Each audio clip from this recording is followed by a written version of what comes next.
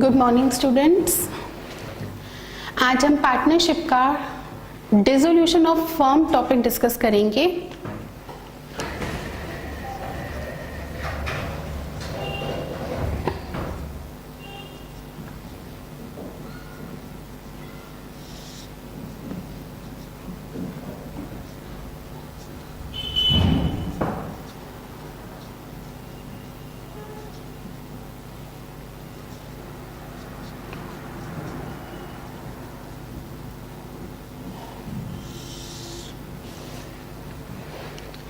हाँ जी, तो dissolution of firm, firm means partnership firm. तो बेटा पार्टनरशिप फर्म का डिसोल्यूशन हो रहा है, मीन्स पार्टनरशिप फर्म बंद हो रही है। अभी तक एडमिशन, रिटायरमेंट, डेथ, इन सभी केसेस में पार्टनरशिप फर्म का डिसोल्यूशन नहीं होता, पार्टनरशिप डिसॉल्व होती है। तो डिसोल्यूशन भी दो तरह का होता है, एक होता है डिसोल्यूशन ऑफ पार्टनरशिप और दूसरा है डिसोल्यूशन ऑफ पार्टनरशिप फर्म। तो इस चैप्टर में हमें डिसोल्यूशन ऑफ पार्टनरशिप नहीं, dissolution of partnership firm discuss करना है। डिसोल्यूशन ऑफ पार्टनरशिप में तो किसी भी पार्टनर का एडमिशन हुआ, रिटायरमेंट हुई, तो क्या हुआ, वो पुरानी पार्टनरशिप डिसॉल्व होकर नई पार्टनरशिप फ्रेम होती है। मान लीजिए पहले 3 पार्टनर्स हैं, एक का और एडमिशन हो गया तो 4 पार्टनर्स हो गए, तो अब पार्टनरशिप डिसॉल्व होकर नई पार्टनरशिप बनेगी। पहले 3 की पार्टनरशिप थी, अब 4 की पार्टनरशिप बनेगी। ऐसे ही रिटायरमेंट के टाइम कोई पार्टनर चला गया तो फिर पार्टनरशिप डिसॉल्व होकर नई पार्टनरशिप बनती है। बट यहां आपको डिस्कस करना है डिसोल्यूशन ऑफ पार्टनरशिप फर्म, कि अगर फर्म ही बंद होती है, फर्म ही अगर डिसॉल्व हो जाती है तो फिर अकाउंटिंग ट्रीटमेंट कैसे किया जाता है। जब फर्म का डिसोल्यूशन होता है तो फिर फर्म के फाइनल अकाउंट्स की प्रिपरेशन कैसे की जाती है। तो प्रैक्टिकल पोर्शन पर जाने से पहले हम डिस्कस करेंगे कि पार्टनरशिप फर्म का डिसोल्यूशन होता कब कब है। Modes of dissolution of partnership firm। Firm का डिसोल्यूशन कब कब हो सकता है, कौन कौन से तरीके हैं या कौन कौन सी वजह है जिनकी वजह से हमारी पार्टनरशिप फर्म क्या हो जाती है, डिसॉल्व हो जाती है। तो there are 5 modes of dissolution of partnership firm। First, by mutual agreement।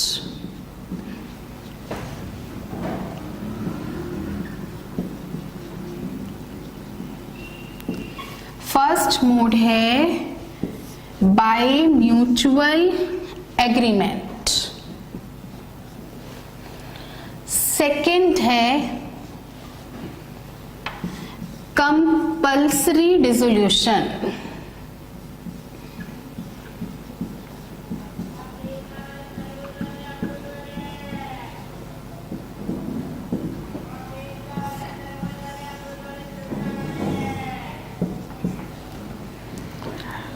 Third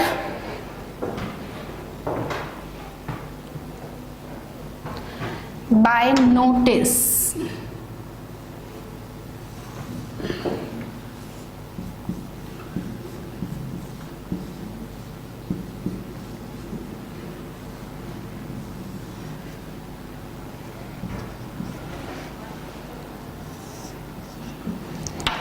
fourth, dissolution by court।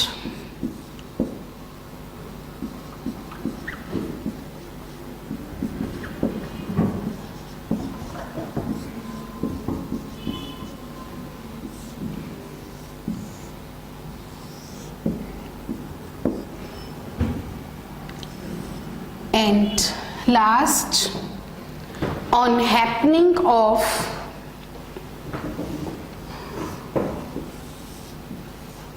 any event on happening of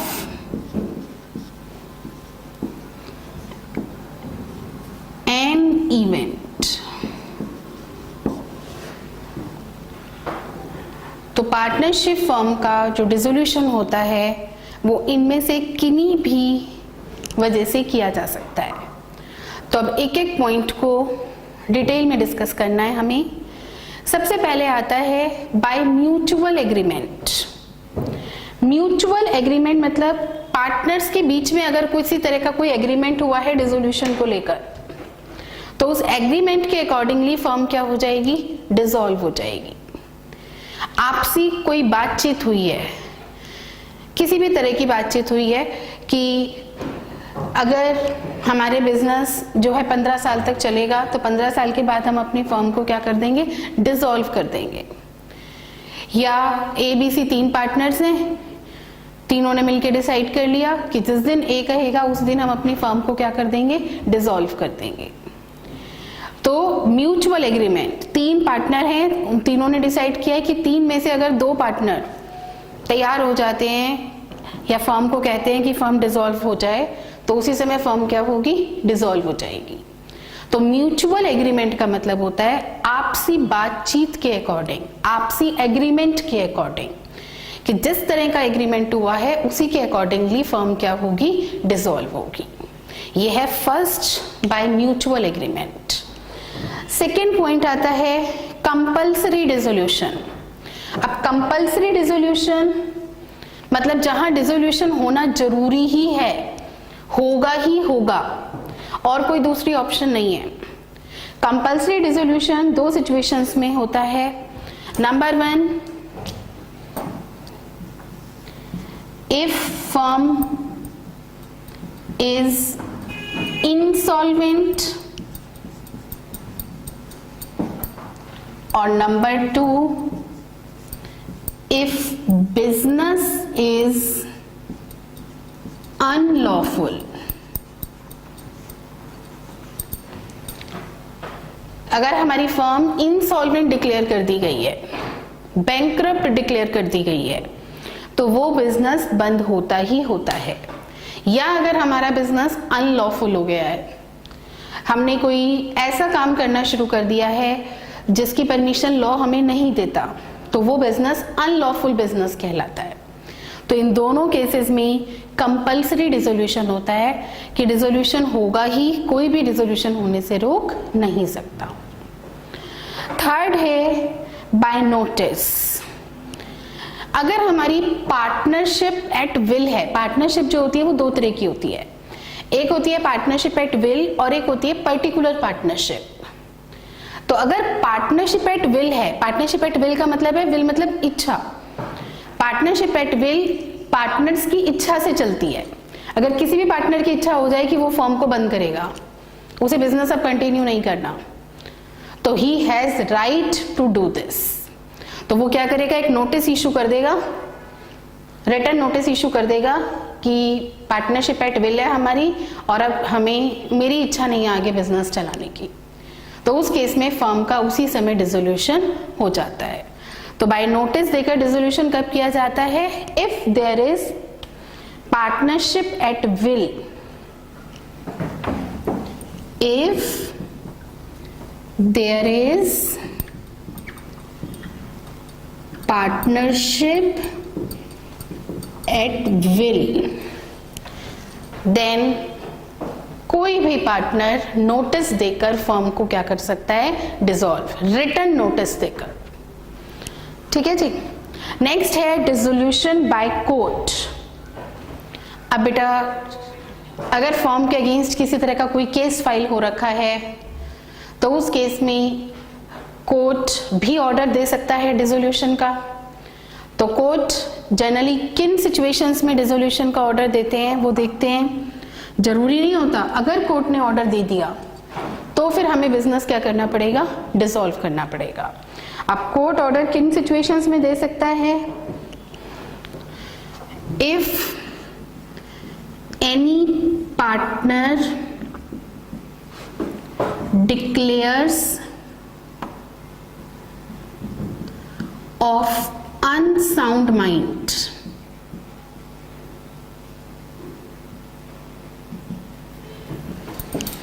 जितने भी पार्टनर्स हैं उनमें से अगर किसी भी पार्टनर की दिमागी हालत ठीक नहीं है तो कोर्ट फर्म को डिसॉल्व करने का नोटिस दे सकता है। इफ एनी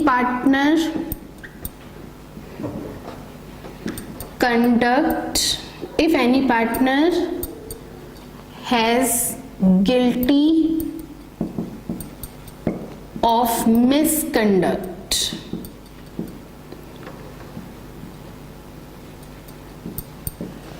अगर किसी भी पार्टनर ने कोई गलत काम किया है, कोई चोरी की है, किसी की डेथ की है, किसी भी तरह का गलत काम किया है और वो प्रूफ हो चुका है, तो कोर्ट फर्म को भी डिसॉल्व करने का ऑर्डर दे सकती है।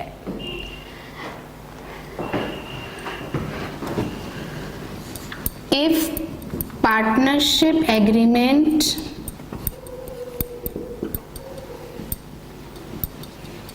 is breached, अगर किसी पार्टनर ने पार्टनरशिप एग्रीमेंट को तोड़ा है, पार्टनरशिप एग्रीमेंट जो उनके बीच तय हुआ था उसके रूल्स को फॉलो नहीं किया है, तोड़ा है उसके रूल्स को, जैसे कि अगर हम लोग मिलकर पार्टनरशिप फर्म चलाते हैं तो जिस नेचर का हम बिजनेस करते हैं उस नेचर का हमारा पर्सनल बिजनेस नहीं होना चाहिए। मतलब हमारा पर्सनल बिजनेस हमारे पार्टनरशिप बिजनेस का कंपटीटर नहीं होना चाहिए। बट अगर कोई पार्टनर ऐसा करता है तो उस केस में प्रूफ हो जाता है वो चीज कोर्ट में, तो कोर्ट फर्म को डिसॉल्व करने का ऑर्डर दे सकता है, राइट। तो इन कंडीशंस में फर्म डिसॉल्व हो सकती है by the order of court. अब लास्ट है on happening of an event. अब इवेंट में क्या आ जाता है, टर्म एक्सपायर्ड।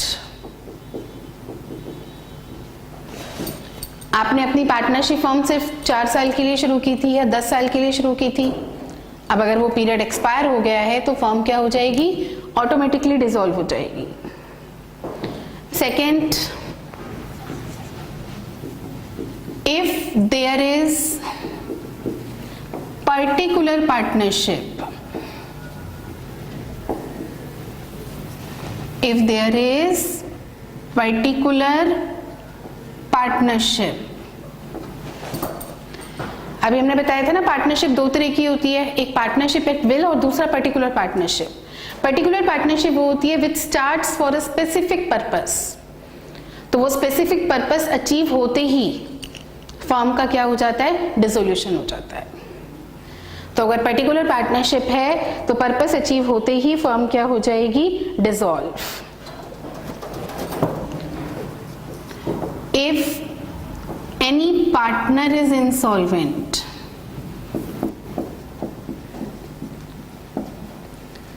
कोई भी पार्टनर अगर इंसॉल्वेंट हो गया है तो भी फर्म डिसॉल्व हो जाएगी। If any partner is died,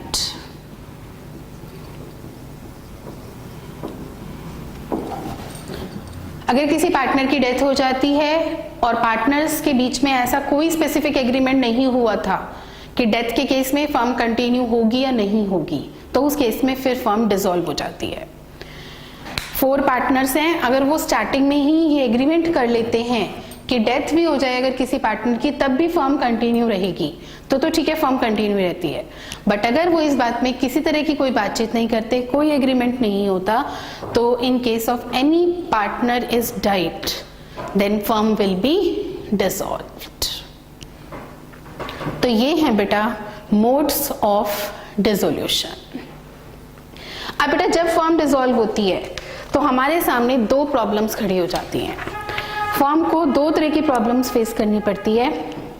पहला कि हम अपने अकाउंट्स की सेटलमेंट कैसे करें, किस तरह से हमारे अकाउंट सेटल होंगे, जो लॉसेस होंगे फर्म को वो कहाँ से बियर किए जाएंगे, कौन बियर करेगा, किस रेशो में बियर होंगे वो लॉसेस। और दूसरी प्रॉब्लम अराइज होती है कि फर्म के जो डेब्ट्स हैं, फर्म की जो लाइबिलिटीज हैं, उनकी पेमेंट कैसे की जाएगी। फर्म की लाइबिलिटीज कैसे पे की जाएंगी, और दूसरा होता है अकाउंट्स की सेटलमेंट कैसे की जाएगी। तो ये दो तरह के मेन इश्यूज होते हैं जो फर्म के सामने खड़े होते हैं। तो हमारे इंडियन पार्टनरशिप एक्ट 1932 में सेक्शन 48 और 49 इन दोनों में बताया गया है कि जब फर्म डिसॉल्व होती है तो ये दोनों प्रॉब्लम्स कैसे सॉल्व की जाती हैं। तो देखते हैं।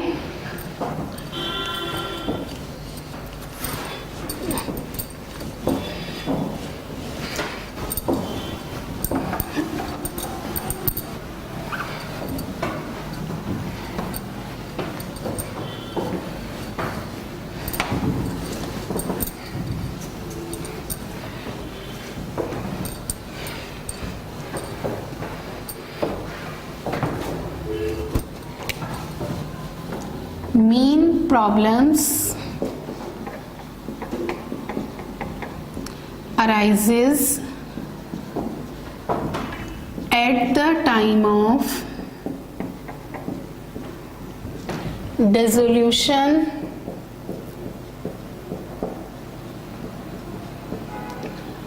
of firm.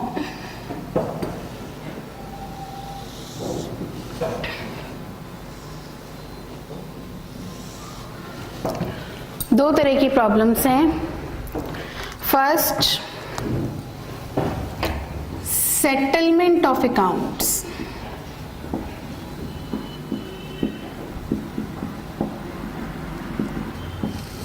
अकाउंट्स की सेटलमेंट कैसे होगी, फाइनल अकाउंट्स जो भी हमने अकाउंट्स ओपन किए हुए हैं वो सब कैसे सेटल किए जाएंगे। तो इसका सॉल्यूशन सेक्शन 78 में गिवन है। और सेकेंड प्रॉब्लम है पेमेंट ऑफ फर्म्स डेब्ट and private debts.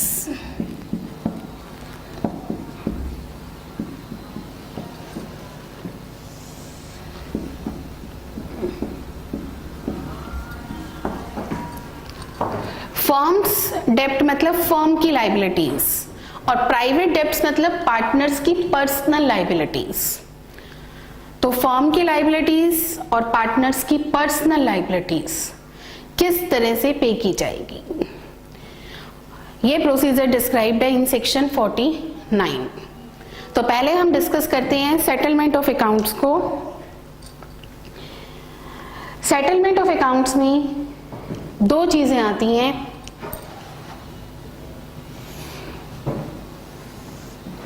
First, treatment of losses.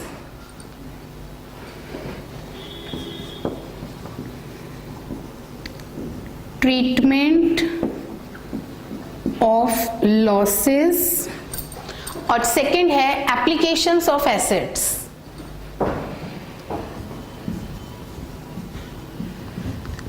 Application of assets.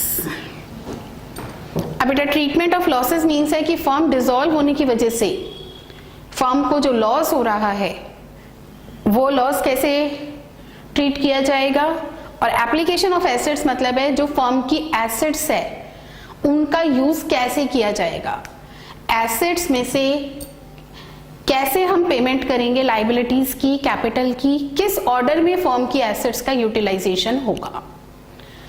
तो ट्रीटमेंट ऑफ लॉसेस के लिए तो कहा गया है सबसे पहले जो भी फर्म के लॉसेस होते हैं वो हम प्रॉफिट्स में से कवर अप करते हैं। प्रॉफिट्स कम रह जाए तो फिर फर्म की कैपिटल का यूज किया जाता है, और अगर कैपिटल भी कम रह जाए तो फिर पार्टनर्स को इंडिविजुअली बेयर करने पड़ते हैं वो loss in their profit sharing ratio. तो ट्रीटमेंट ऑफ लॉसेस के लिए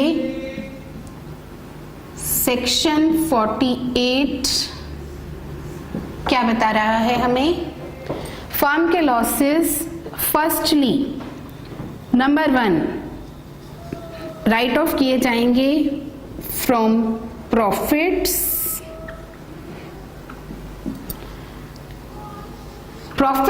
कम रह गए देन फ्रॉम कैपिटल, और अगर कैपिटल भी कम रह जाती है तो पार्टनर्स पर्सनली बियर करेंगे in their profit sharing ratio. Is it clear? ये बात है कि डिसोल्यूशन के टाइम जो लॉसेस अराइज हो रहे हैं उनका ट्रीटमेंट कैसे होगा। प्रॉफिट्स में से राइट ऑफ होंगे, फिर कैपिटल में से, और उसके बाद भी अगर लॉसेस बच जाते हैं तो पार्टनर्स पर्सनली बेयर करेंगे in their profit sharing ratio. अब आ जाते हैं एप्लीकेशन ऑफ एसेट्स। अब फर्म की एसेट्स का जो यूज होगा वो कैसे यूज होगा।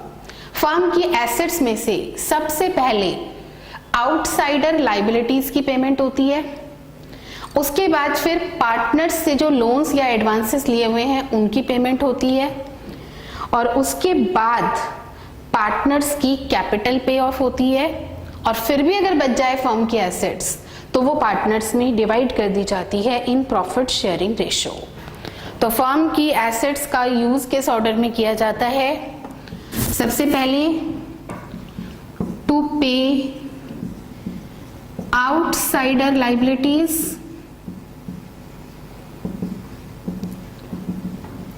सेकेंड टू पे एडवांसेस और loans from partners,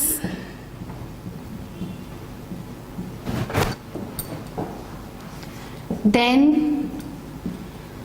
to pay capital of partners, then remaining assets are distributed among partners in profit sharing ratio।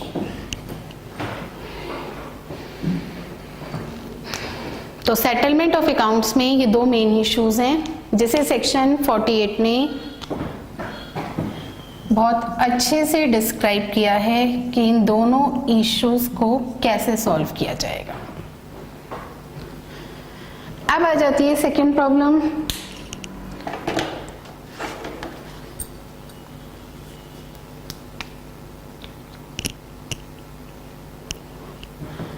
Payment of firms डेब्ट एंड प्राइवेट डेब्ट्स। फर्म की liabilities कैसे पे होंगी और partners की personal liabilities कैसे पे होगी। फर्म की लाइबिलिटीज पे करने के लिए हम सबसे पहले फर्म की प्रॉपर्टी का यूज करते हैं। अगर फर्म की प्रॉपर्टी कम रह जाती है तो फिर पार्टनर्स की पर्सनल प्रॉपर्टी का यूज भी किया जाता है। तो जितनी भी लाइबिलिटीज हम पे नहीं कर पाएंगे फर्म की प्रॉपर्टीज में से उसे प्रॉफिट शेयरिंग रेशियो में डिवाइड कर दिया जाता है और वो फिर पार्टनर्स की पर्सनल प्रॉपर्टीज में से कवर अप होती है। और पार्टनर्स की जो पर्सनल लाइबिलिटीज हैं वो पार्टनर्स की पर्सनल प्रॉपर्टीज में से ही कवर अप की जाती है। तो पेमेंट ऑफ फर्म्स डेब्ट एंड प्राइवेट डेब्ट्स के लिए फर्म्स डेब्ट will be paid from firm's property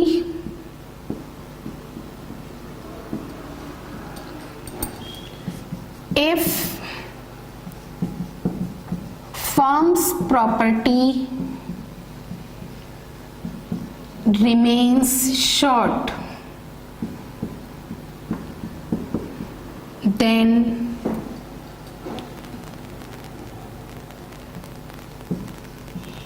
remaining firm's debt will be divided in profit sharing ratio, which will be borne by partners personally.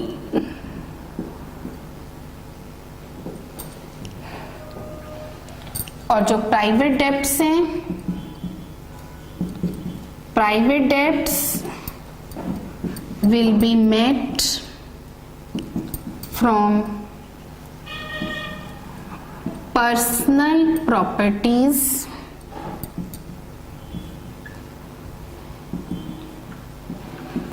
of partners.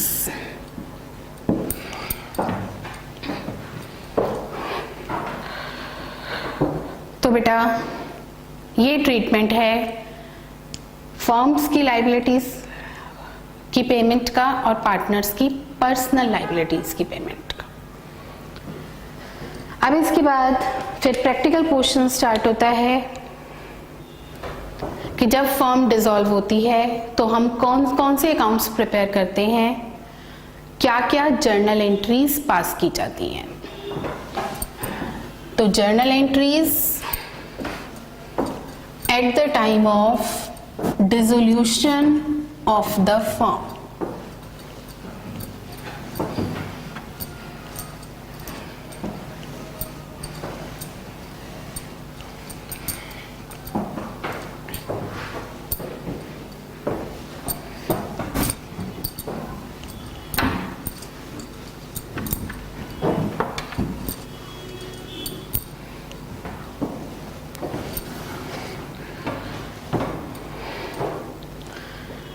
जब भी firm dissolve होती है तो क्या क्या एंट्रीज पास होंगी वो देखते हैं।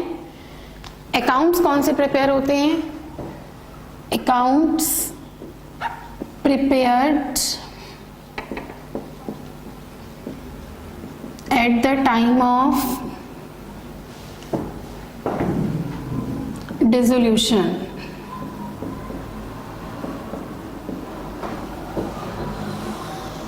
फोर अकाउंट्स प्रिपेयर किए जाएंगे। First, realisation account,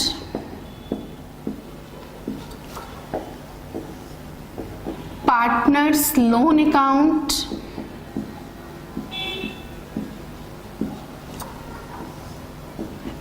partners capital account,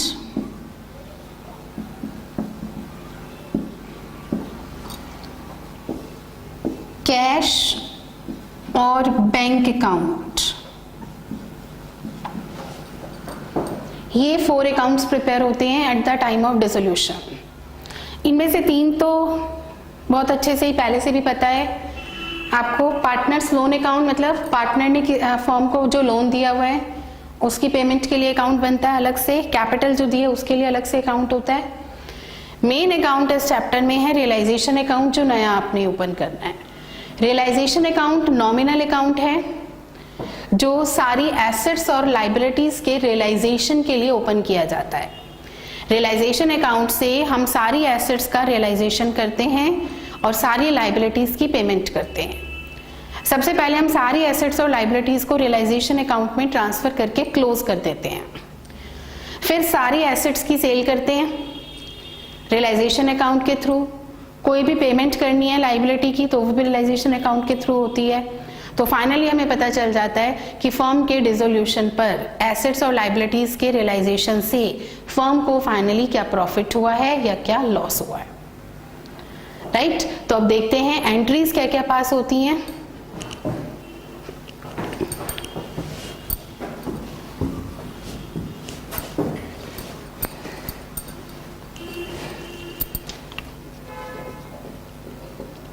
journal entries,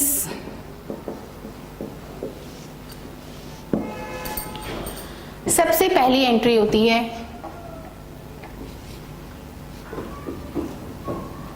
to transfer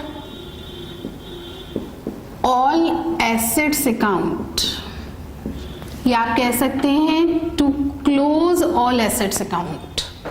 अब जब बिजनेस डिसॉल्व करना है आपने, तो जो बैलेंस शीट आपके पास है उसमें जितनी भी एसेट्स के अकाउंट्स हैं उन सबको क्या किया जाएगा, क्लोज किया जाएगा।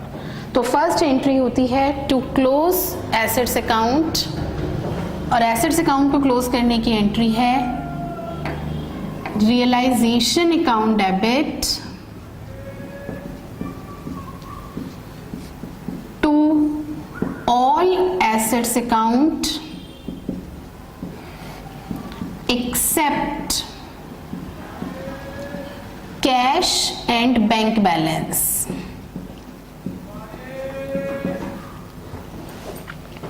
क्योंकि अभी हमने आपको बताया कैश अकाउंट तो अलग से प्रिपेयर किया जाता है, तो आपकी बैलेंस शीट में जितनी भी एसेट्स गिवन है उन सब में से सिर्फ कैश या बैंक बैलेंस को छोड़कर बाकी सारी की सारी एसेट्स एसेट अकाउंट में, रियलाइजेशन अकाउंट में ट्रांसफर हो जाएगी। एसेट्स के डेबिट बैलेंसेस होते हैं तो उनको क्लोज करने के लिए क्रेडिट किया जाएगा, और डेबिट आपने किस अकाउंट को करना है, रियलाइजेशन अकाउंट को। सिमिलरली जो भी आउटसाइडर लाइबिलिटीज हैं उनके अकाउंट क्लोज होंगे। अब पार्टनर्स लोन अकाउंट और पार्टनर्स कैपिटल अकाउंट आप अलग से बना रहे हो।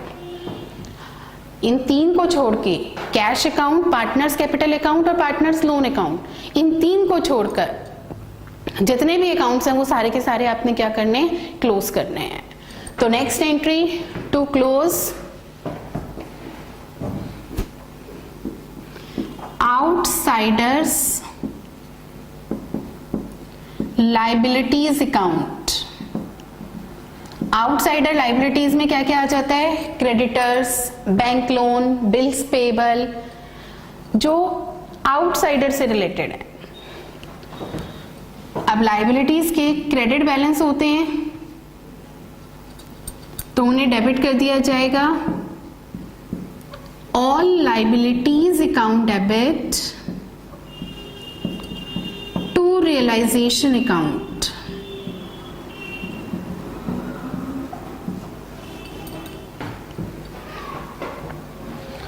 ठीक है जी।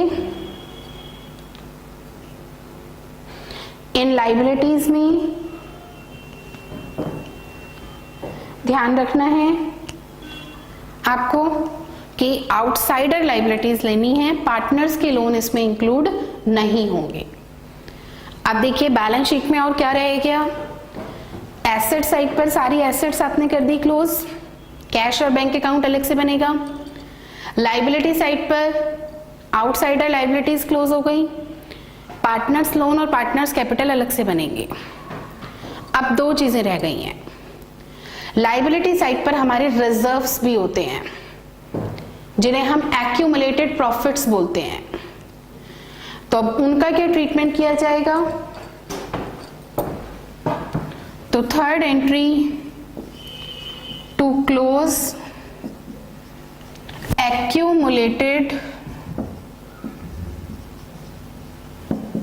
Profits account. अच्छा एक चीज और, आउटसाइडर लाइबिलिटीज में एम्प्लॉयज प्रोविडेंट फंड इंक्लूड होता है। एम्प्लॉयज प्रोविडेंट फंड किसका होता है, एम्प्लॉयज का होता है। तो यहां आउटसाइडर लाइबिलिटीज में इंक्लूडिंग एम्प्लॉयज प्रोविडेंट फंड लीजिएगा। ठीक है, एम्प्लॉयज प्रोविडेंट फंड हम इस कैटेगरी में नहीं लेंगे एक्यूमुलेटेड प्रॉफिट्स में। एम्प्लॉयज प्रोविडेंट फंड हमारे लिए आउटसाइडर लाइबिलिटीज है। अब टू क्लोज एक्यूमुलेटेड प्रॉफिट्स। अब बेटा एक्यूमुलेटेड प्रॉफिट्स में हमारे सारे रिजर्व्स आ जाते हैं। अब रिजर्व्स का क्या ट्रीटमेंट होता है, जो रिजर्व किसी एसेट के अगेंस्ट क्रिएट हुए हैं उन्हें तो आप रियलाइजेशन अकाउंट में ट्रांसफर करोगे, और बाकी सारे जो रिजर्व्स होते हैं वो जैसे एडमिशन रिटायरमेंट के टाइम आप कैपिटल अकाउंट्स में डिस्ट्रीब्यूट करते थे, उन्हें कैपिटल अकाउंट्स में डिस्ट्रीब्यूट किया जाएगा। तो एक्यूमुलेटेड प्रॉफिट्स में दो चीजें आती हैं। First, reserves which are created against assets इनमें क्या क्या आ जाता है? Investment fluctuation fund. Investment fluctuation fund किसके लिए क्रिएट होता है? इन्वेस्टमेंट के लिए क्रिएट होता है। Provision for doubtful debts, debtors के अगेंस्ट क्रिएट होता है। और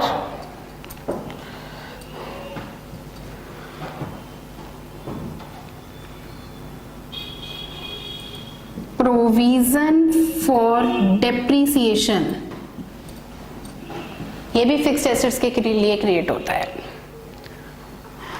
तो जो रिजर्व्स किसी एसेट के अगेंस्ट क्रिएट होते हैं, या हम ये भी कह सकते हैं जिनके अगेंस्ट कोई लाइबिलिटी अभी सर्टेन है, अभी पेमेंट करनी है, तो reserves which are created against assets और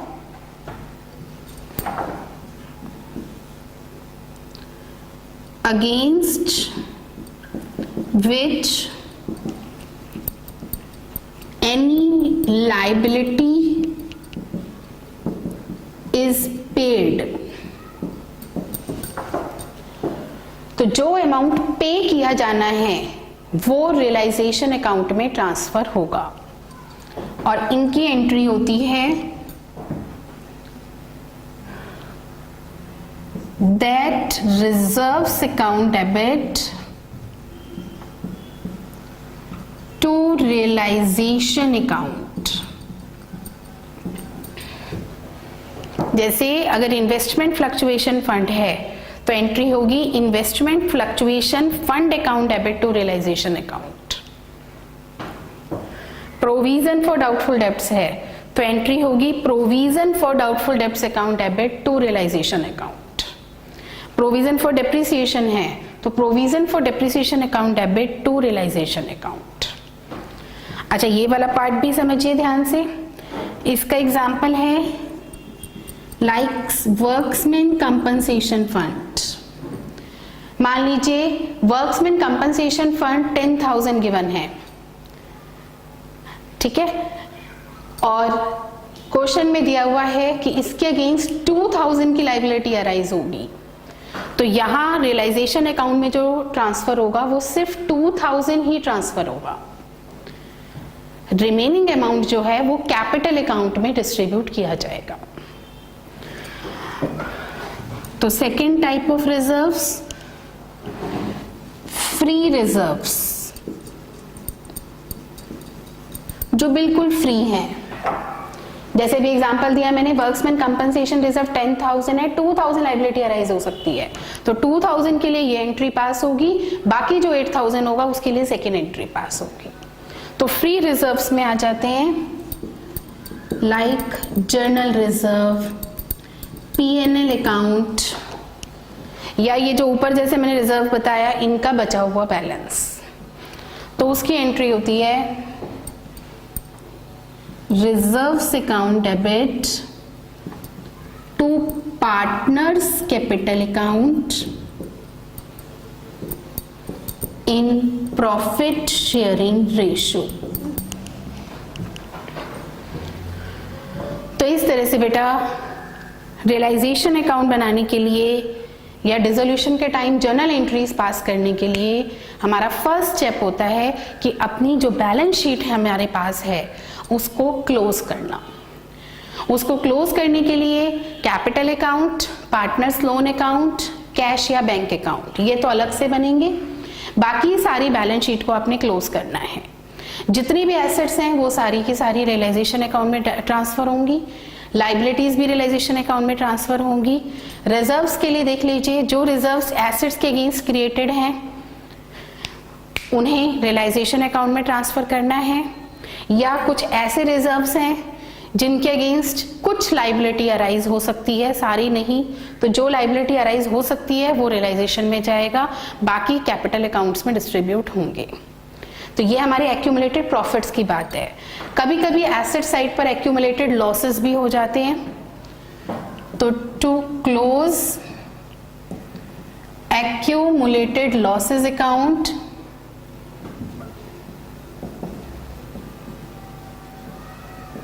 एक्यूमुलेटेड लॉसेस में क्या आ जाता है, जैसे प्रिलिमिनरी एक्सपेंस गिवन हो,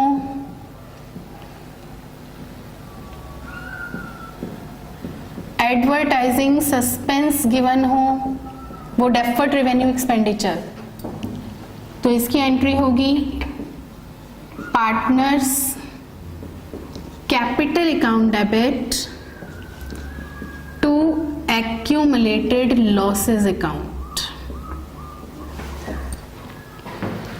ये तो सेम एडमिशन रिटायरमेंट में भी होता था, एक्यूमुलेटेड प्रॉफिट्स कैपिटल अकाउंट में क्रेडिट होते थे और लॉसेस डेबिट होते थे। तो एक्यूमुलेटेड प्रॉफिट लॉसेस का ट्रीटमेंट वही है जो आपने एडमिशन रिटायरमेंट के केस में स्टडी किया हुआ है। ठीक है जी। इसके बाद अब हमें एसेट्स का रियलाइजेशन करना है और फिर लायबिलिटीज की पेमेंट करनी है। अब एसेट्स के रियलाइजेशन के लिए एसेट्स को या तो हम मार्केट में सेल करते हैं, और अगर कोई पार्टनर वो टेक ओवर करना चाहे तो पार्टनर भी टेक ओवर कर सकता है। हमारे पास मशीन है मान लीजिए 10,000 की, आपने उस मशीन को रियलाइजेशन अकाउंट में ट्रांसफर करके क्लोज कर दिया। अब वो मशीन अगर मान लीजिए पार्टनर टेक ओवर करना चाहे 8,000 में और बाकी पार्टनर्स एग्री हों, तो कोई भी पार्टनर भी टेक ओवर कर सकता है। 8,000 हम उसकी कैपिटल में से डिडक्ट कर देंगे, और अगर कोई भी पार्टनर नहीं लेना चाहता तो एसेट्स को फिर मार्केट में बेच दिया जाता है। तो यहां तक जो भी आपने एंट्रीज की थी वो सारी बुक वैल्यू पर की थी, जो बैलेंस शीट में वैल्यू गिवन है उनसे की थी। बट अब जो आप आगे एंट्रीज करोगे, जो रियलाइजेबल अमाउंट है, जो रियलाइज हो रहा है, उस अमाउंट से करोगे। तो next entry for realisation of assets, assets realise होने की एंट्री होगी कैश अकाउंट डेबिट और partners capital account debit to realisation account. अगर एसेट पार्टनर टेक ओवर कर रहा है तो पार्टनर्स कैपिटल अकाउंट में जाएगा, और अगर आपने उसे मार्केट में बेचा है तो कैश अकाउंट में जाएगा, because cash is coming, cash account will be debited, right. और ये एंट्री किस प्राइस से होगी? जिस प्राइस पर रियलाइजेशन हो रहा है उस प्राइस से होगी। ऐसे ही फॉर पेमेंट ऑफ लायबिलिटी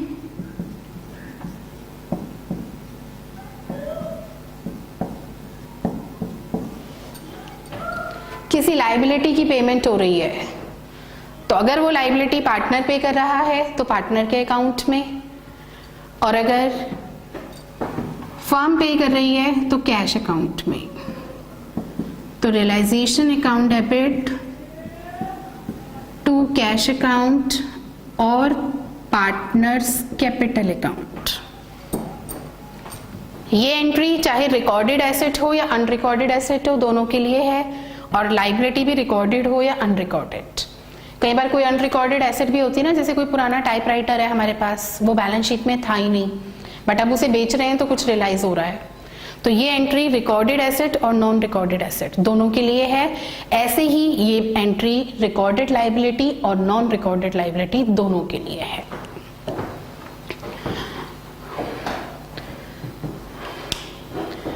ठीक है जी। कई बार बेटा किसी लायबिलिटी की सेटलमेंट कोई एसेट देकर कर दी जाती है।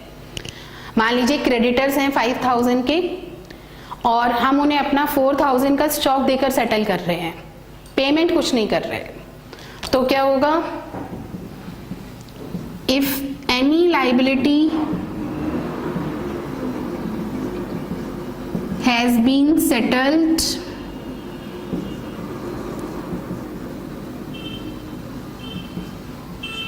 by paying any asset, no entry, कोई एंट्री नहीं होगी, क्योंकि ना तो फर्म के पास कोई आया है कोई चीज, ना ही फर्म के पास से कोई चीज गई है कैश की फॉर्म में। एसेट और लायबिलिटी अकाउंट तो हम ऑलरेडी क्लोज कर चुके हैं। ठीक है, तो फर्म के पास ना कुछ आया, फर्म के पास से ना ही कोई कैश गया है, तो कोई एंट्री नहीं होगी। इसके बाद है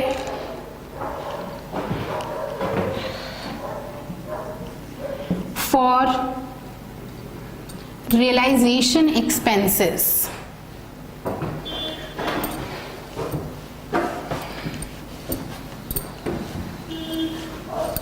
अब देखते हैं हम रियलाइजेशन एक्सपेंसेस का क्या ट्रीटमेंट होता है। एक्सपेंसेस की पेमेंट कोई पार्टनर भी कर सकता है, फर्म भी कर सकती है। तो रियलाइजेशन एक्सपेंसेस का ट्रीटमेंट,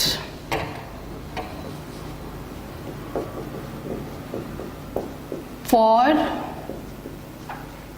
रियलाइजेशन एक्सपेंसेस। अब इसकी बेटा अलग अलग सिचुएशंस हो सकती हैं। First situation, if expenses paid by firm. Question में सिर्फ अगर रियलाइजेशन एक्सपेंसेस गिवन है 5000, तो हम मान के चलेंगे वो एक्सपेंसेस कौन पे कर रही है, फर्म। तो एंट्री होगी realisation account debit to cash account. Second, if expenses paid by any partner, तब एंट्री होगी realisation account debit to partners capital account. ठीक है जी। After that, if expenses borne by any partner, अगर मान लीजिए रियलाइजेशन एक्सपेंसेस पार्टनर को personally pay करने हैं, वो पार्टनर खुद ही बियर करेगा, तो फिर फर्म के पास से कुछ नहीं जा रहा, तो no entry. Next, if any commission is paid to partner for dissolution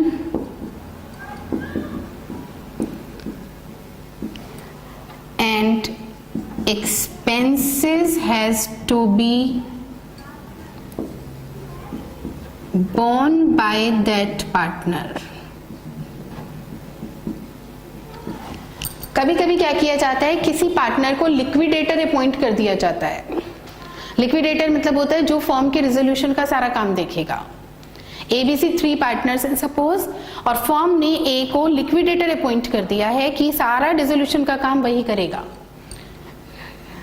और जितना भी फिर डिसोल्यूशन से रिलेटेड खर्चा होगा वो भी उसी को बियर करना है। और इन सब चीजों के लिए हम A को अलग से 10,000 रुपए कमीशन देंगे। अब रियलाइजेशन एक्सपेंसेस चाहे जो भी हो, 10,000 से कम हो या ज्यादा हो, that will be borne by that partner, तो उसकी तो कोई एंट्री नहीं होगी। बट फर्म उस पार्टनर को जो कमीशन दे रही है उसकी एंट्री होगी realisation account debit to partners capital account. Entry किस अमाउंट से होगी, कमीशन के अमाउंट से। एक्सपेंसेस तो उसको खुद ही बियर करने हैं। Last, if expenses borne by any partner but paid from firm's cash। अब रियलाइजेशन एक्सपेंसेस 2000 है जो ए को पर्सनली बेयर करने हैं, बट ए के पास 2000 रुपए देने के लिए कैश नहीं है, इसलिए वो फर्म से निकाल के 2000 रुपए दे देता है। तो इसका मतलब वो ए फर्म से 2000 रुपए क्या कर रहा है, विदड्रॉ कर रहा है। तो ये तो ड्रॉइंग्स हो गई है की, तो फिर वो ड्रॉइंग्स वाली एंट्री होगी partners capital account debit to cash. ठीक है जी। तो रियलाइजेशन एक्सपेंसेस के ये 5 केसेस हो सकते हैं। सिंपल एक्सपेंस गिवन है तो वो फर्म ही पे कर रही है, रियलाइजेशन टू कैश। पार्टनर पे कर रहा है, realisation to partners capital account. Partner को पर्सनली बेयर करने हैं, कोई एंट्री नहीं होगी। पार्टनर को आप कोई कमीशन दे रहे हो तो realisation to partners capital account, और फिर वो एक्सपेंसेस उसे पर्सनली बेयर करने हैं तो एक्सपेंसेस की कोई एंट्री नहीं होगी। अब एक्सपेंसेस पार्टनर को पर्सनली बेयर करने थे बट वो पेमेंट फर्म के कैश से कर रहा है तो एंट्री होगी partners capital account debit to cash. ठीक है जी। तो इस तरह से सारे के सारे एसेट्स लायबिलिटीज का रियलाइजेशन हो जाता है, सारे एक्सपेंसेस की पेमेंट हो जाती है। अब इसके बाद जो आपने रियलाइजेशन अकाउंट बनाया है उसको आप क्लोज करेंगे। तो नेक्स्ट एंट्री होगी for closing realisation account.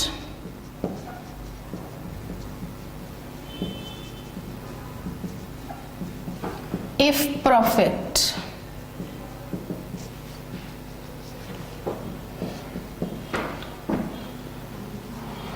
realization account debit to partners capital account in profit sharing ratio.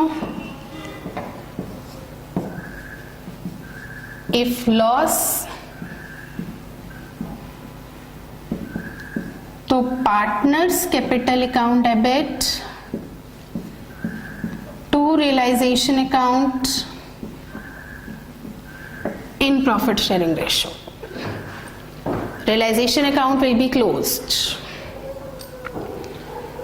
अब रियलाइजेशन अकाउंट के बाद सेकेंड नंबर था पार्टनर्स लोन अकाउंट का। पार्टनर्स का लोन भी पे कर दिया जाता है। For closing partners loan account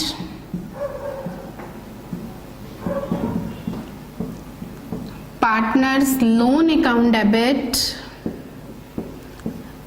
to cash account.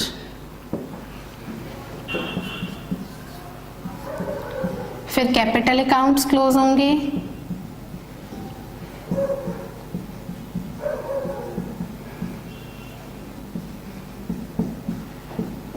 Partners capital account debit to cash.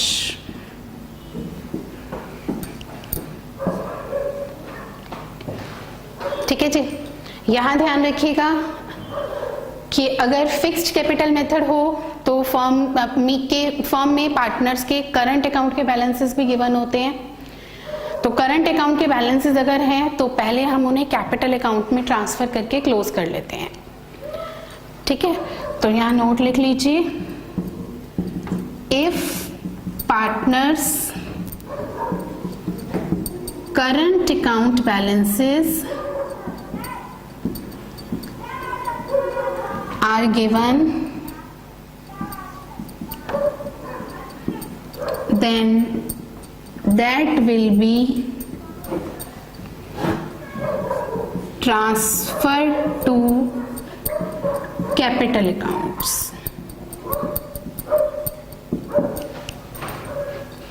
और लास्ट अकाउंट कौन सा होता है हमारा? कैश या बैंक अकाउंट। कैश या बैंक अकाउंट में कोई बैलेंस बचता ही नहीं है जो उसको क्लोज करने के लिए हमें एंट्री पास करनी पड़े। फाइनली कैश या बैंक अकाउंट का टोटल क्या होता है? इक्वल। तो second point, total of cash और bank account will be equal. तो बेटा ये ट्रीटमेंट होता है at the time of dissolution.